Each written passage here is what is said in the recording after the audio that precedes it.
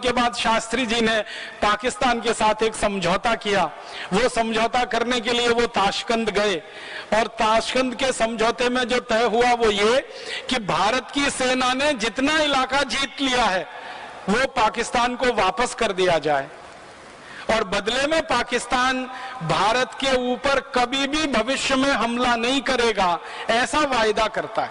तो पाकिस्तान ने लिखित रूप में यह कहा और उसके दस्तावेज मौजूद हैं कि हम भारत की तरफ कभी भी हमला नहीं करेंगे, आंख उठाकर नहीं देखेंगे, बस इस बार हमें माफ कर दिया जाए और जो इलाका भारत की सेना के कब्जे में है वो हमें वापस कर दिया जाए। शास्त्री जी ने भारत की पुरानी परंपरा का अनुसरण करते हुए उदारता दिखाई और जीता हुआ इलाका जो सेना के कब्जे में था वो पाकिस्तान को वापस कर दिया। लाहौर तक गई हुई सेना वापस आ गई और उस सेना ने सब कुछ पाकिस्तान को दे दिया। उसके बाद हम शांत हो गए।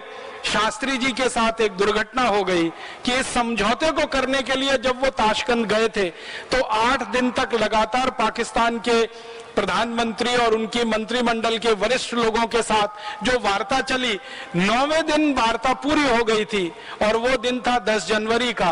रात को शास्त्री जी आराम से सोए, लेकिन रात को जब वो सोए तो अगले दिन सुबह नहीं उठे। क्या हुआ? वो रात को सोते थे तो दूध पीते थे, ये उनका नियम था और वो दूध उनका नौकर उनको बना के देता था।